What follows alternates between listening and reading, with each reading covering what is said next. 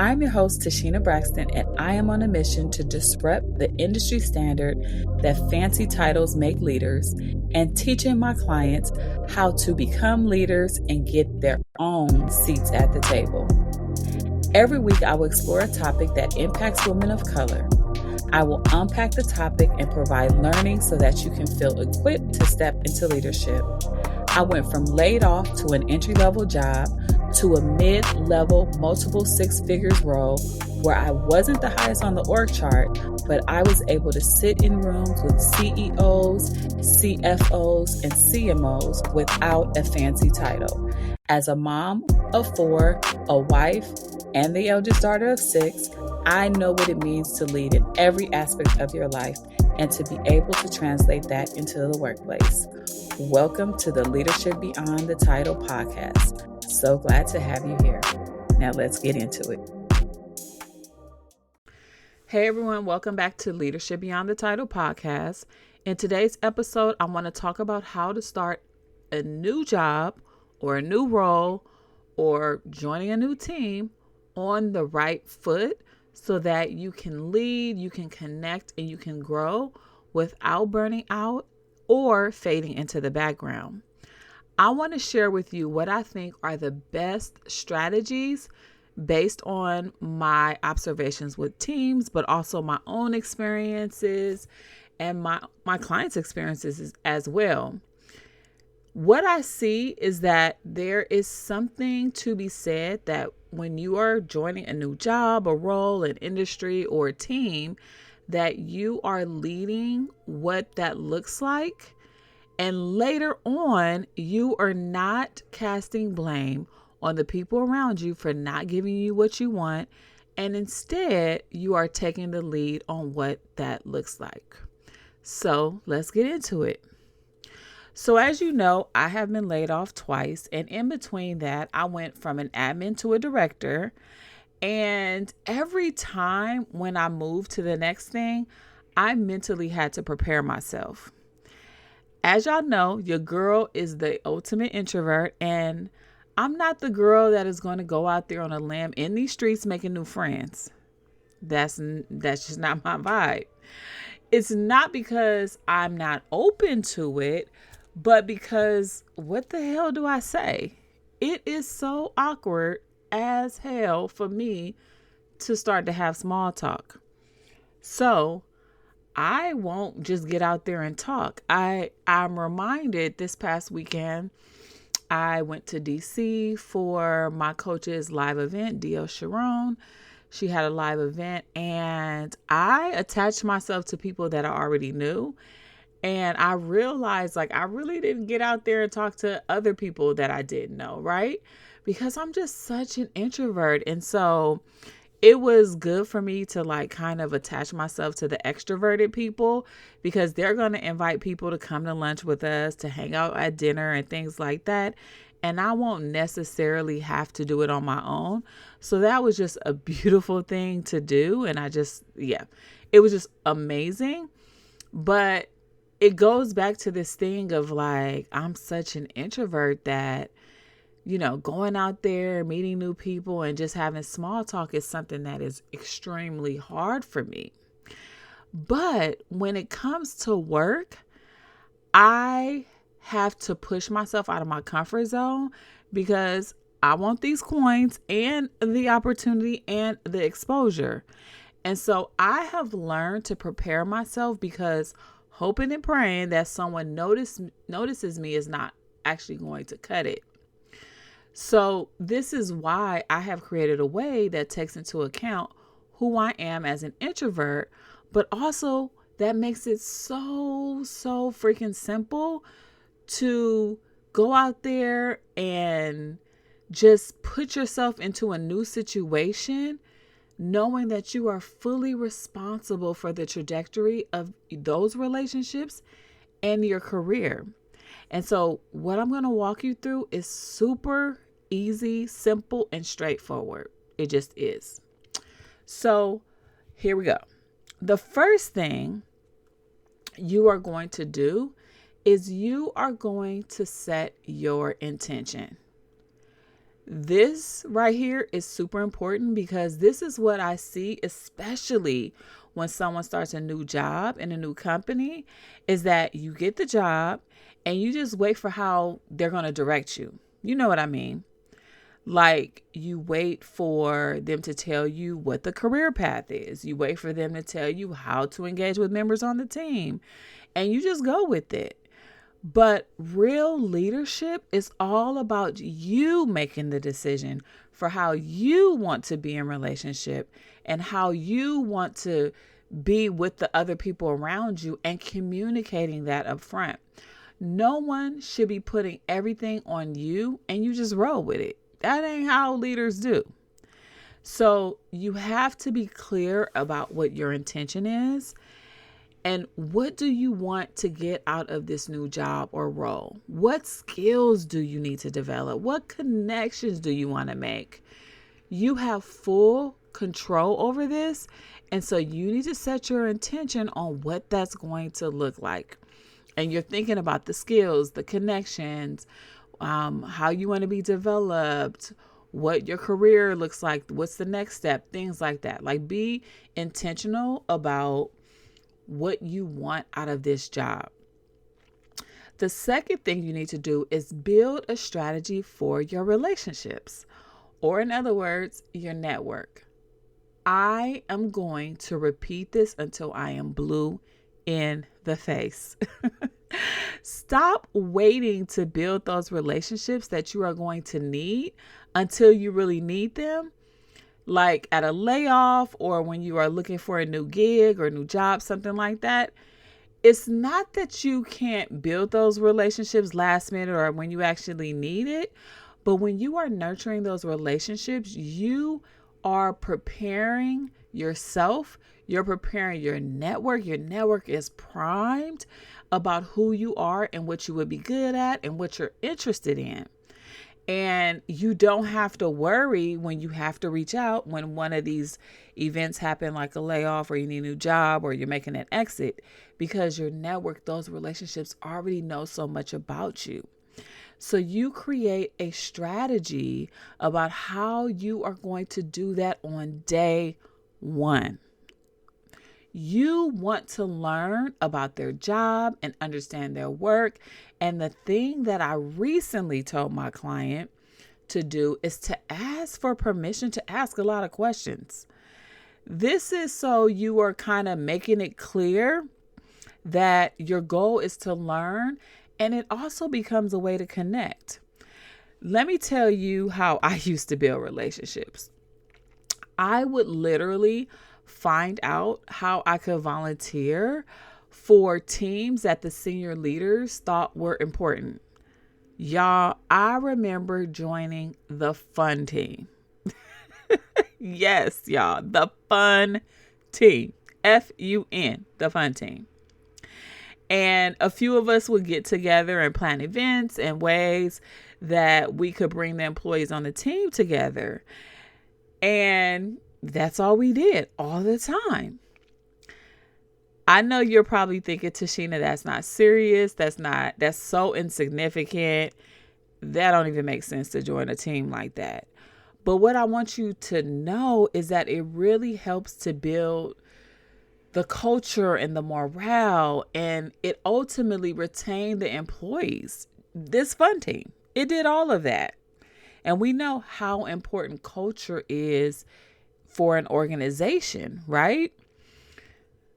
And by doing this, I was able to build the relationships that I needed. And I didn't have to do that outside of the workday, outside of the 9 to 5, unless I really wanted to. And I'm building the trust with those people so that they remember me when opportunities come across their desk. I mean, just think about it. Like, if I'm doing this work on a fun team, there's some project management I'm doing. There's probably some facilitation. There's probably some, order management. There's all these like skills that I'm using. So if someone on this fun team sees what I can do, if an opportunity comes across their desk, they're going to be like, boom, TaSheena, she got it. she could do this. She did so wonderful on that last event that we had, blah, blah, blah, blah. I'm going to reach out to her. Or I am going to tell this person about TaSheena because she's amazing. You want people, you want your network to work for you and to be doing these things like that. But it's not going to happen if you aren't nurturing them.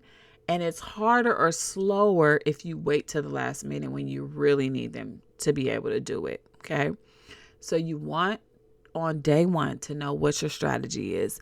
And the other thing is like, you're going to have to find out like who the senior leaders are and what they are most excited about, what keeps them up at night, things like that. And so go for it. Like, you know, the way that you can do that is build the relationship with your peers, talk to the administrative assistant. I tell people all the time. And this is because I know, because I was an administrative assistant, they hold the keys to the palace. I mean, literally, they know everything that's going on, what makes somebody tick, what the calendar is looking like, all of that. So make friends with your administrative assistant on day one. That should be part of your relationship strategy for sure. Build a relationship with your administrative assistant. All right. Now let's talk a moment about boundaries, because boundaries is critical when you are starting a new job. First, I want to remind you that boundaries set the standard for the actions that you are going to take if someone does something that you don't like or that is unacceptable to you. But boundaries need to be communicated, because the worst thing that you can do is want to tell somebody what they need to do or how they need to behave or act, because we all know ain't nobody taking your you need to do this, you need to do that. Like, what? Who are you? Right? So those boundaries are for yourself. You know, one of the things that I see when people start a new job is that they say yes to everything. And they're saying yes to everything because there's a part of them that is trying to get validation, or they're trying to prove themselves, or, you know, to other people that they're the right person for the job. And so they say yes to everything. And then over time, people depend on you for that particular thing, even though it's outside of your job description, even though it's taking up more time in the day, even though it's taking you away from your family members, even though you're kind of half-assed doing it.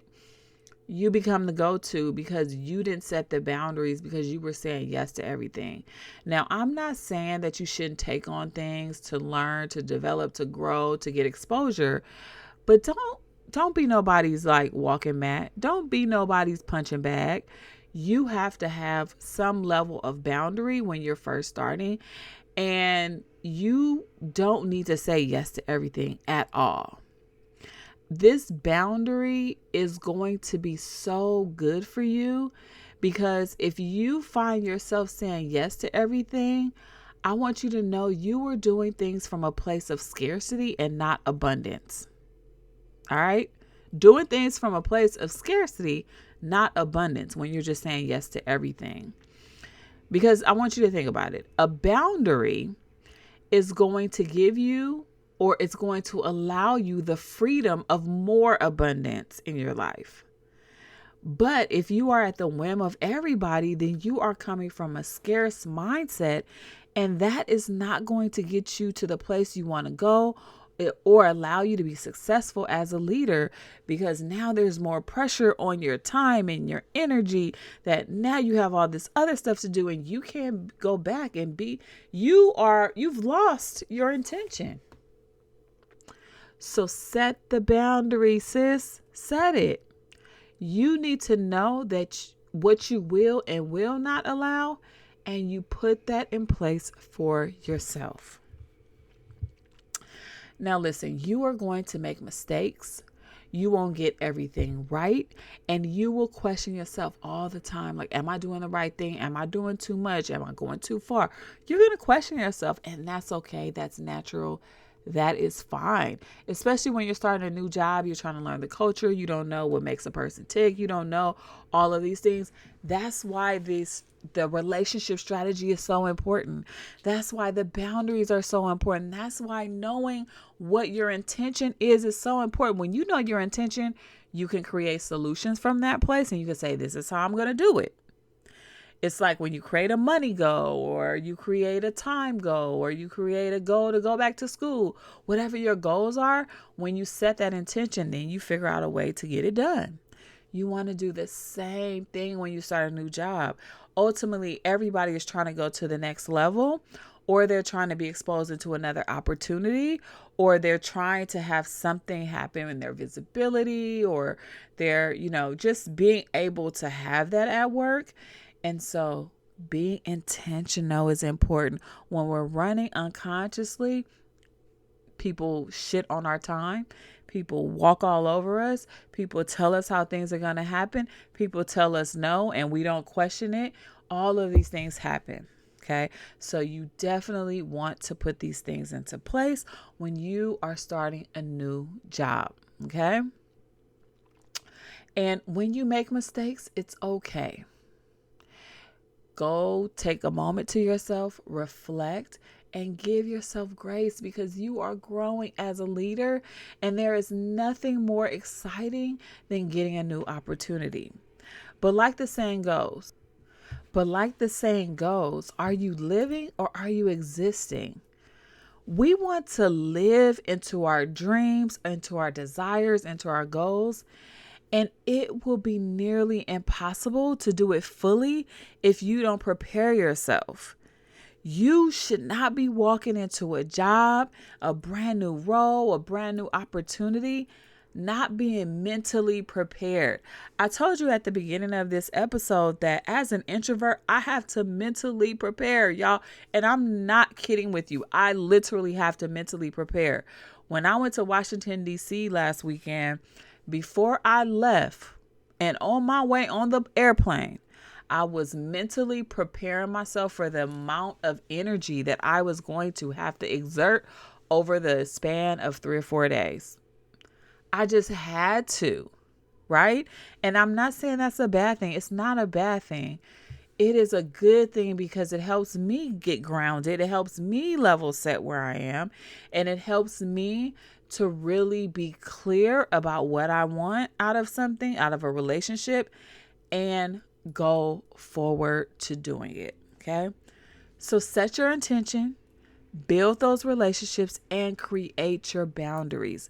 This is how you walk into a new job opportunity, a new role, a new whatever it is. Okay. This is simple. You can do this. I believe in you. So I hope this episode was giving you some good nuggets of when you're starting something new and just how critical it is to be focused, to be grounded, and to be intentional. I will talk to y'all next week. Talk to you soon. Bye.